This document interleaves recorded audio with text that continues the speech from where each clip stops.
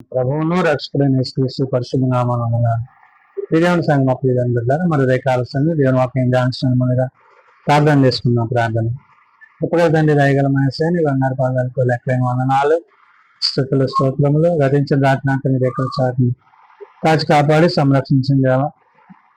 మరి రేఖాల సమయం సజ్జ లెక్కన చేసి ప్రార్థించగా వాక్యమైన వాక్యం నాతో మాతో మాట్లాడి నేరే మహిమ గంట ప్రభావాలు పొందమని చేసినాం నడుచిన తండ్రి.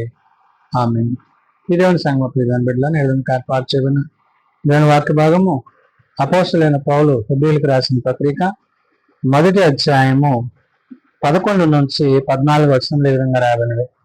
అపోస్తలుడైన పౌలు హెబ్రీయులకు రాసిన పత్రిక 1వ అధ్యాయము 11 నుండి 14 వచనములు ఈ విధంగా రాయబడినవి. అవి నశించును దాని నీవు నిలిచిండవు, అవన్నీ వస్త్రం వల్లే పాతగిల్లును, ఉత్తరీయముల వలె వాటిని మండింటి వేతువు, అవి వస్త్రము వలె మార్చబడిన గాని నీవు ఏకరీతిగానే ఉన్నావు, నీ సంవత్సరములో పెరుగవు అని చెప్పుచున్నాడు. ప్రియదేవుని సంగమ, ప్రియదేవుని బిడ్డలారా, అపోస్తలుడైన పౌలు హెబ్రీయులకు రాసిన ఈ పత్రికలో దేవదూతల కంటే శ్రేష్ఠుడైన దేవుని కుమారుడైన ప్రభువుని గురించి, ఆయన ద్వారా మనకు అనుగ్రహింపబడిన కృపా కనికరములను గురించి పౌలు హెబ్రీ సంఘానికి, నేడు సార్వత్రిక సంఘానికి తెలియజేసిన మాటలు, నీతిని ప్రేమించి దుర్నీతిని ద్వేషించి దేవుని కుమారుని యొక్క రాజ్యమందు మనము నిలిచి ఉండాలి. కాబట్టి ఇక్కడ పౌలు ఆనాడు హెబ్రీ సంఘానికి, నేడు సార్వత్రిక సంఘానికి తెలియజేసే మాట ఏంటంటే, ప్రతివాడు అంటే దేవుని యొక్క చిత్తాన్ని, తండ్రి యొక్క ఉద్దేశాన్ని, తండ్రి యొక్క ఆలోచన నెరిగిన వాడై కుమారుని యందు విశ్వాసం ఉంచి కుమారుని ద్వారా మనకు అనుగ్రహింపజేసిన ఈ యొక్క కృపను బట్టి, కనికరాన్ని బట్టి మనము ముందుకు కొనసాగాలి. కాబట్టి ఇక్కడ మరియు ప్రభువు నీవు ఆది యందు భూమి ఆకాశములను పునాది వేసి ఆకాశములు కూడా నీ చేతి పనులే అంటున్నాడు. అంటే దేవుడు తాను కలుగజేసిన సృష్టి యావత్తును బట్టి, సృష్టిలో ఉన్న సమస్తాన్ని బట్టి, అవన్నీ ఏ విధంగా అయితే దేవునికి లోబడి ఉంటున్నావో ఆ విధంగా మనము కూడా దేవుని యొక్క మాటల యందు, ఉద్దేశాల యందు, ఆలోచనల యందు జీవించేవారమై ఉండాలి. దాన్ని ఉద్దేశించి అంటాడు, అవి నశించును గాని నీవు నిలిచి ఉండవు అంటున్నాడు. దేవుడు తన కార్యాన్ని, తాను కలుగజేసిన వాటిని ఇవన్నీ కూడా మరి ఏదైతే దేవుడు తెలియజేస్తున్నాడో ఆ తెలియజేసే మాటలలోని మేలైనది దేవుడు మన కొరకు ఏర్పరిచాడు. అంటే తన కుమారుని ద్వారా, తన కుమారుని యందు మనకు రక్షణను ఇచ్చిన్నాడు. అందుకనే నశించును గాని నీవు నిలిచి ఉండు అంటున్నాడు. దేవుడు తన మాటలు, వాక్యమైన దేవుడు, వాక్యమైన తన కుమారుని యొక్క మాటను బట్టి మనము నేడు జీవిస్తున్నాము. ఆది యందు వాక్యముండును, వాక్యము దేవుని యొద్దను, వాక్యము దేవుడై ఉండును, ఆయనే కృపాసత్య సంపూర్ణంగా మన మధ్య నివసించాడు. కాబట్టి ఇక్కడ పౌలు హెబ్రీ సంఘానికి, సార్వత్రిక సంఘానికి చెప్పే మాట, అవన్నీ వస్త్రము వల్లే పాతగిల్లును అంటున్నాడు. అంటే పూర్వపు స్థితిలో మనము దేవునిని ఏ విధంగా కలిగి ఉన్నామో, నేడు తన కుమారుని ద్వారా మనకు అనుగ్రహింపబడిన యొక్క రక్షణ విషయంలో ఏ విధంగా మనం ముందుకు కొనసాగుతున్నామో చెప్తూ, ఉత్తరీయముల వలె వాటిని మండించి వేతువు, అవి వస్త్రము వలె మార్చబడిన గాని నీవు ఏకరీతిగానే ఉన్నావు, నీ సంవత్సరములో పెరుగవని చెప్పుతున్నారు. కాబట్టి ఈ సృష్టి యావత్తు, ఈ భూమి యావత్తు, ఇందులో ఉన్న సమస్తము మార్చబడుతుంది, నూతన పరచబడుతుంది. కానీ ఆయన ఏకరీతిగా ఉండేవాడు.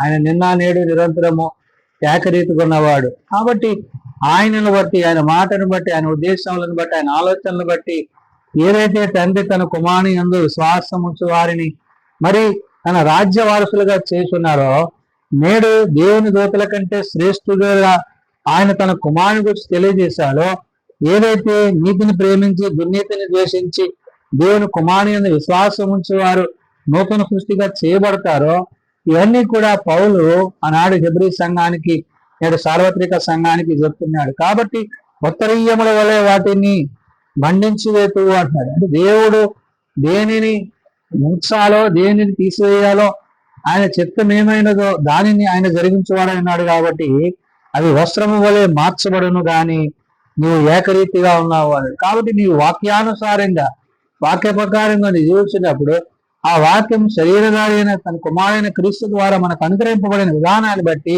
నీ సంవత్సరములు పెరుగవని చెప్పుతున్నాడు. అంటే దేవుని యొక్క సంవత్సరములు అనగా దేవుడు తను చేసిన సృష్టిలో ఆయన ఒక ప్రత్యేకతను కలిగిన వాడిగా ఆ ప్రత్యేకతలో ఆయన మనలను ప్రత్యేకించుకున్నవాడన్నాడు. కాబట్టి అందుకని పౌలు అంటున్నాడు, అయితే నేను నీ శత్రువులను నీ పాదములకు ప్రవేశపెట్టముగా చెయ్యి వరకు నా కుడిపార్శ్వమున కూర్చుండము అని దూతలలో ఎవరిని కూర్చొనను ఎప్పుడైనాను చెప్పినా అంటున్నాడు. అంటే తండ్రి తన కుడిపార్శ్వమందు తన కుమారుని ఎలాగైతే ఆశీనుడు చేశాడో ఆయన నిన్ను కూడా తన రాజ్యమందు తన రాజ్యం యొక్క మహిమలో నిన్ను ఆయన అటు రీతిగా ఆ ఉన్నతమైన స్థానములో ఆయన నిన్ను కూర్చుండబెట్టేవాడు. కాబట్టి ఇక్కడ ఏది దేవుని యొక్క ఉద్దేశమో, ఏది దేవుని యొక్క చిత్తమో, ఏది దేవుని యొక్క ఆలోచన ఉన్నదో దాన్ని ఎరిగిన వారమై గ్రహించిన వారమై మనము క్రీస్తులో కొనసాగాలి. కాబట్టి పౌలు అంటాడు, అయితే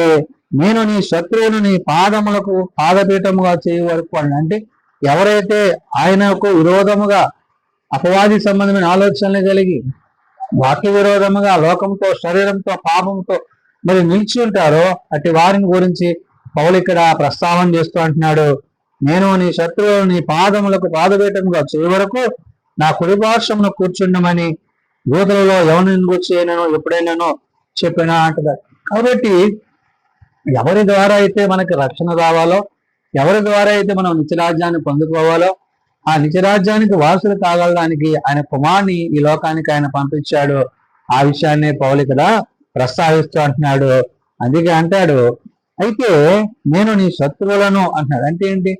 దేవుని యొక్క విరోధముగా దేవుని యొక్క ఉద్దేశాలకు మరి ఆలోచనలకు మరి ఏమాత్రము అనుసరించక పాటించక ఆయనకి కోపమును దుఃఖమును కొట్టించు అపవాది తంత్రములు కలిగిన మనుషులను బట్టి ఇక్కడ అంటున్నాడు, నీ శత్రువులను నీ పాదపీఠముగా చేయ వరకు నా కుడిపార్శ్వమున కూర్చుండమని అని దూతలలో ఎవరిని కూర్చొని ఎప్పుడైనా చెప్పినా అంటూ వీరందరూ రక్షణయను స్వాస్యమును పొందబో వారికి పరిచారము చేయుటకై పంపబడిన సేవకులైన ఆత్మల ద్వారా అని. కాబట్టి ఇక్కడ దేవుని చేత దేవుని ద్వారా పంపబడి ఆయన పనిలో పాత్రదారులుగా ఆ రక్షణ విషయంలో దేవుని కార్యాన్ని జరిగించే వారిగా మనమందరం ఉండాలనే విషయాన్ని ఇక్కడ పౌలు భక్తుడు గుర్తు చేస్తున్నాడు. కాబట్టి అంటున్నాడు, వీరందరూ రక్షణ యందు మన స్వాస్యము పొందవబోవు వారికి అందరూ కూడా ఎవరు కూడా నశించక అంతటి అందరూ మారు మనసు కలిగి పాప క్షమాపణ కలిగి నూతన ఉద్దేశాలతో ఆలోచనలతో క్రీస్తు యొక్క రక్తంలో కరగబడ్డ వారమై మనం ఏమవ్వాలంట, వీరందరూ రక్షణ స్వాస్యము పొందబో వారికి పరిచారము చేయుటకై పంపబడిన సేవకులైన ఆత్మల ద్వారా అంటే. కాబట్టి దేవుణ్ణి సేవిస్తూ ఆయన ఆరాధిస్తూ ఆయన ప్రార్థిస్తూ ఆయన యొక్క రక్షణ కార్యంలో ఏమాత్రము నిర్లక్ష్యంగా ఉండక ఆయన త్వరలో రానయ్యున్నాడు. కాబట్టి ఆయన వచ్చినప్పుడు వాని క్రియలు చొప్పున వానికి ప్రతిఫలం ఆయన ఇచ్చినాయి. కాబట్టి పౌలు ఆనాడు హెబ్రీ సంఘానికి నేడు సార్వత్రిక సంఘానికి తెలియజేసే మాట్లాడంటే, క్రీస్తు యొక్క రాకడలో తండ్రి కుడిపార్శ్వమును కూర్చున్న కుమారుని యందు విశ్వాసం ఉంచి ఈ రక్షణ కార్యాన్ని పరిశుద్ధాత్మ ద్వారా మనము కొనసాగించే వారమై ఉండాలని ఉదయకాల సమయం అపోస్తలుడైన పౌలు ద్వారా పరిశుద్ధాత్మ దేవుడు తెలియజేసిన మాటలు ప్రార్థన చేసుకుందాం. ప్రేమ నమ్మకం కలిగిన మా తండ్రి, కృప కలిగిన దేవ, నీ బంగారు పాదాల వందనాలు, స్తుతులు, స్తోత్రములు. నిజమైన ఆయన ఇంత గొప్ప రక్షణను నిర్లక్ష్యం చేయక ఆత్మతో సత్యంతో నేను ఆరాధించుటకు సేవించుటకు ప్రార్థించుటకు మాకు నేర్పించండి. జీవము కలిగిన నీ మాటల చేత జీవింపచేయండి. వాక్యధారిగా శరీరధారిగా మా మధ్య నివసించి మరణంలోని జీవంలోనికి మమ్మల్ని నడిపించిన దేవానికి వందనాలు. ఏ మానవుడు ఎవరు కూడా నశించక అంతటి అందరూ ఉన్నారో మాను మనసు కలిగి పాప క్షమాపలిగే ఏ దేవుడు లేదక్ష నేను తెలుసుకుని నీలో జీవించడానికి సహాయం చేయండి. బలహీనలను బలపరచువాడు, రోగులను స్వస్థపరచువాడు, ఆయా ప్రార్థన వస్తువులు కలిగిన కుటుంబాలకు ప్రత్యేకపరచువాడు. ఉదయకాల సమయం నీ పాదాలు చెంత చేరి ప్రార్థించుండగా నీ సన్నిధి, నీ సహాయము, నీ తోడ్పాటు మా అందరికీ దయచేయండి. ఎవరైతే హాస్పిటల్స్ ఇండ్ల వద్ద ఆయా ఇబ్బందికరమైన పరిస్థితుల్లో బలహీనతలై ఉన్నారు. అటు వారిని బట్టి లేవనెత్తారు. 4 వాహనాల కొడుకులు కూడా మాకు ప్రత్యేకపరచండి. ప్రతిభను పాడుకున్న కుటుంబాలను ఆదరించండి. నీ సన్నిధి తోడ్పాటు, నీ సహాయం కుటుంబాలకు అనుగ్రహించి మీరు ఆకలికి తగిన సిద్ధపాటు అందరికీ దయచేయమని మీ పరిచయలో తోడేంటి సంరక్షించమని ఏ సున్నతనామను ప్రార్థించి పెట్టుకుంటున్నాం తండ్రి. ఆమేన్. పరలోకమందున్న మా తండ్రి, నీ నామం పరిశుద్ధపరచబడగాక, నీ రాజ్యం వచ్చుగాక, నీ చిత్త పరలోకమందు నెరవేర్చినట్లు భూమి మీద నెరవేరుగాక. మా నిజ మాకు దయచేయండి. ప్రార్థన చేసిన వాళ్ళు మేము క్షమించిన ప్రకారం మా ప్రాణం క్షమించండి. శోధంలో దయకాలుష్యం దర్శించండి. రాజ్యము, శక్తి, మహిమ నిరంతరము నీవైన తండ్రి. ఆమేన్. మన పరమతైన దేవుని ప్రేమ, ప్రభువైన యేసుక్రీస్తు కృప, ఆదరణకర్త అయిన పరిశుద్ధాత్మ సహాయం సదా తోడేండి సంరక్షించిన గాక. ఆమేన్.